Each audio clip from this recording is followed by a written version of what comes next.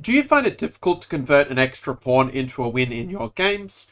If so, then you've come to the right place, where here I will share with you a win I had against a 2932 bullet player on Lichess. And this h3 move might seem a little bit unusual to you, where your moves like d4 would probably seem a lot more natural, of course. But h3 does have its merits. I picked up this idea from a Twitter thread by Nicholas Derlis, the corresponds IM and chess theoretician.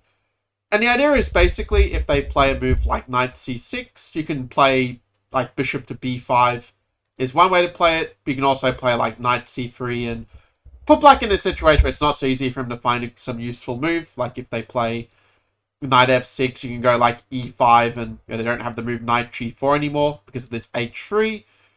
Or let's say if they play something like a6, you can kind of just go d4 and just kind of go for this structure like knight takes c6 and just kind of play the position like that.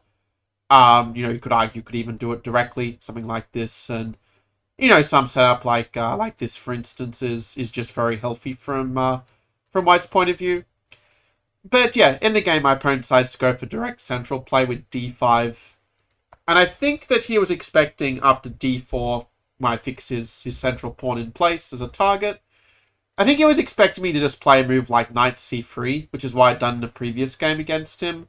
And yeah, I think the best move for White actually might be to go bishop b5 and to, put this pin on the knight and just get this little bit of pressure to work with. Your rook e1 check is a little bit annoying, so this also reduces options. And yeah, you could argue in a position like this. I think I've played it with d takes c5 in a couple of games in the past, where I kind of went for this sort of position, making the point you've got good piece pressure against d5 and that h3 does have value in stopping moves like bishop g4 and making luft for the king in the endgame, for instance. But I thought let's be a little bit creative and play the move bishop e3, just asking the opponent a couple of tricky questions. To which, maybe his best bet is to play a move like c4 or to play queen b6. But instead my opponent played knight c6, basically allowing me to grab the pawn.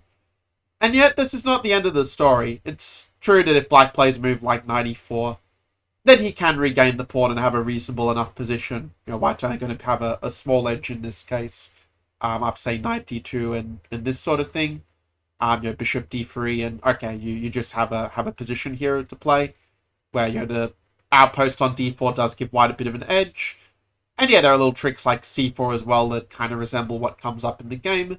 That the e4 knight can also be a little bit of a target here. But my opponent played a more quiet bishop e7.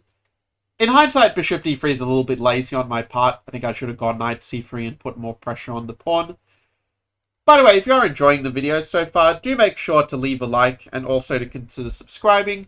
It all helps, to support the channel, and it's also good from your point of view as well that you get to make sure you're not missing out on any of my trainings in the future.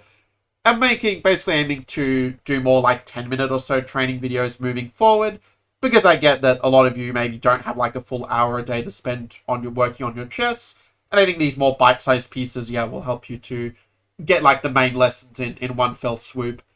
So yeah, basically in this position, I think that it actually makes a good kind of puzzle, actually. Like if I was covering this in a private lesson or in a live group lesson now, I'd probably get you guys to think about it for a bit. By just pausing the video is a way you can replicate that to some extent.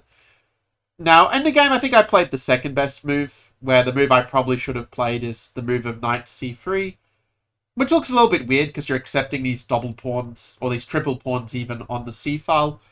But the thing is, you do still have an extra pawn, and you can defend this c3 pawn with queen d2. You get good pressure against the b7 pawn with, with this. And maybe what I thought is okay, I can't really ignore the attack on the pawn so easily. Like I was looking for a way to try to counterattack. And what maybe I didn't realize is that actually knight takes c5 can be met with the move knight takes d5. And you actually win a pawn here, because if they take, you just go bishop h7 and win the queen, as it were. Still, my move of c4 shows that while it wasn't the best move, I think I was on the right track with my thought process. Because, if they play knight c5, we see this same idea of, like, take. And again, they can't take on d5 because of the little trick we saw before. To my opponent's credit, he played the move of bishop to e6, keeping the tension between the pieces. But after CD5, I was kind of expecting him to play the move queen takes D5 and at least try to keep his pieces a little bit more active in this sort of way. And I think that black position wouldn't be, the absolute worst in that case. But he plays bishop D5 instead. And this is a point where we basically have to figure out, is it a lesser evil to let black take this pawn back and, with the symmetrical structure, we're not going to have much of an edge? Or do we keep our extra pawn and give up the bishop pair? And what I realized in the game is that actually it's just better just to take and just go knight c3. Because let's say if they do trade queens and then take on f3, which is what my opponent did in the game, you'll notice that the dual pawns aren't really that big of a deal here. Like, you can defend them pretty easily with king g2, say if knight e5 is played, for example. And we're also just up a very solid extra pawn, and, the fact that black doesn't have a light squared bishop means white actually has a pretty good move here, which, again, if you want to pause the video and try to find the move that I played, you can do so, because this move, if you find it, makes it so much easier to convert an extra pawn. Something I think that's important to understand is that the extra pawn is not just going to win itself. Like, let's say, for example, if you trade off all of these pawns as black, I mean, the ending's just going to be a very clear draw. So the fact we have more pawns on the board and more pieces on the board, well, we should try to leverage that. And when you've got a pawn majority in the endgame, you usually want to push that majority and turn it into a passed pawn. So I played the move knight d5, which A puts an eye on a very nice outpost, and B is preparing the b4, b5 plan. He decided to keep his bishop alive with bishop f8, but it is putting the bishop on a little bit of a passive square. b4, and notice, by the way, if they do play a move like a6 trying to stop b5, maybe it's a better defense, but the point still remains that we're still getting in b5 and are still able to push things forward. And this is known as the key concept in chess, with where we have the key to unlock the position at the right time, just keeping that control. For those of you who have watched the earlier video on the Python strategy, it's kind of in the similar vein, where, black has to constantly be ready for the b5 break, but we can, just keep improving the position and just wait for, the perfect moment to play it as such. In the game, my opponent did not defend quite as tenaciously as that. He played f6 and just let me get this in very directly. As soon as I played king g2, I realized that the move f4 would have been better, just hitting the knight with a tempo and being a bit more forcing. Maybe subconsciously I might have been a little concerned about knight c4 and my pawn coming under fire, but it turns out you can just play c6 and just have a very strong pass pawn on c6 from there. In any case, I played king g2. It's not the most precise, but it doesn't spoil anything either. White does still have a very big advantage. And yeah, here I course corrected and I played the move of f4, kicking the knight to a rather passive square.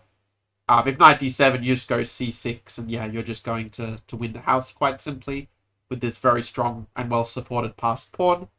In fact, the black knight's even kind of trapped in this position if you think about it. But in the game, he plays knight g6. Yeah, my a4 move is not actually so precise. I actually missed a little bit of a trick here where I should have just brought my king up. That's kind of like my one big mistake of the game, where it just didn't occur to me whatsoever, or to him. But it turns out actually bishop c5 does save black, where after takes, the point is he has the move of rook takes d5, and he has his fork to basically save himself. So yeah, I mean, I even had a gut feeling during a game that a4 wasn't very good. I just couldn't really see why. But yeah, if I'd listened to my gut instinct more, maybe I would have played a move like king f3 and, avoided that problem as such. And then, next move a4 would, make a lot more sense. You do want to grab more space when you have, when you're playing these endgames as such, just to kind of squeeze black. And also you can fix the a7 pawn as a weakness. That can be nice as well. But okay, we can say a4 was strategically correct and just tactically bad. Fortunately for me, after knight e7, he kind of made it easy for me. And yeah, the move of f5 is very Soviet style, just fixing the opponent's weaknesses in place, fixing their pawns on the same color complex as their bishop. If you are concerned about takes and bishop takes c5, you do have the move rook d7, as I saw during the game, where you just, take the pawn next move and basically just win as such with the queenside pawns. The game ultimately concluded king e8, take. And yeah, at this point I didn't even rush with the move c6, because I realized that he can't really stop me from getting it in anyway. So I made sure that all my pieces were just on the very best squares, and then, now when I can't really improve my piece placement that much, that's when I went in with c6. And yeah, there's just nothing black can do, like bishop f4, just preparing to go king e6, c7, and completely dominate their king. And after rook a8, king e6, bishop d8, c7, yeah, I realize I can even off from the trade of rooks, as if they take, we do have the double threat of queening and taking the bishop. And therefore my opponent just resigned here. So this is a part of a little bit of a series. I'm actually going to share with you all 10 games that I played against this edgelord player on Lichess. As a player who actually in the past I played him like, let's say 4 to, let's say 12 months ago. Like he was actually like scoring pretty decently against me, like scoring, I don't know, maybe 30 to 40% in the games. But it's true, I guess my own game has really improved quite a lot and has allowed me to, I guess, play these games where I'm not just like winning just by getting lucky, but I'm actually kind of like outplaying these like 2 900-ish players on a pretty consistent basis. And I think that's something, even let's say if you're an advanced player watching this training, you're still going to get a lot out of seeing how I like beat players who might be even a little bit stronger than who maybe you're normally facing in your games. But of course, the principle is also quite simple, as you can see here. So that even if you're not so experienced in chess, you can still get something out of seeing, what a very high quality of chess looks like in a way where I know not having to spend like 10 minutes on every move, but I'm able to do it in a bullet game, which is going to make it much easier for you to replicate a similar method in your own games compared to if I was just showing you only classical games with a lot more details. But I digress a bit. Let me know in the comments below, what was the main insight or takeaway that you got from this game. Was there a particular move that made an impression on you that I played or that my opponent could have played? Do let me know that in the comments, and yeah, I will see you in the next training, and yeah, until then, have a good one.